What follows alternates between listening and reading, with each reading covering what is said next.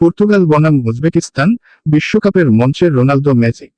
গতকাল 23 June 2026 FIFA বিশ্বকাপের group কে এর ম্যাচে উজবেকিস্তানকে 5-0 গোলের বিশাল ব্যবধানে হারিয়েছে পর্তুগাল। টেক্সাসের হিউস্টন স্টেডিয়ামে পর্তুগাল শুরু থেকেই ম্যাচটিতে সম্পূর্ণ আধিপত্য বিস্তার করে খেলে ম্যাচের মূল মুহূর্ত ও গোলদাতারা ক্রিস্টিয়ানো রোনালদো 6:39 ম্যাচের শুরুতেই 6 মিনিটের মাথায় জোয়াও ক্যানসেলোর ক্রস থেকে গোল করে পর্তুগালকে এগিয়ে দেন অধিনায়ক রোনালদো। এরপর 39 মিনিটে ব্রুনো ফার্নান্দেসের পাস থেকে নিজের দ্বিতীয় ও দলের তৃতীয় গোলটি করেন তিনি। Nuno Mendes 17 minute free kick থেকে দারুণ এক শটে দলের পক্ষে দ্বিতীয় গোলটি আসে এই ডিফেন্ডারের পা থেকে আত্মঘাতী গোল।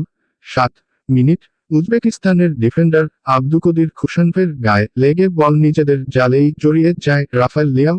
87 মিনিট বদলি হিসেবে মাঠে নামার কিছুক্ষণের মধ্যেই নেলসন সেমেদোর পাস থেকে দুর্দান্ত এক শটে পর্তুগালের হয়ে শেষ গোলটি করেন লিয়াও। রোনালদোর নতুন বিশ্ব রেকর্ড।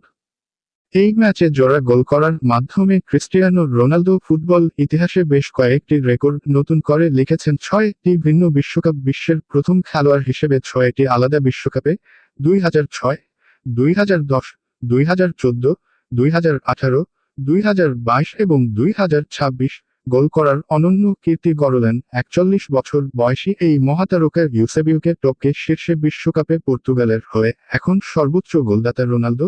10টি গোল তিনি কিংবদন্তি ইউসেবিওর 9 গোলের রেকর্ড ভেঙে দিয়েছেন গ্রুপ টেবিলের বর্তমান অবস্থা।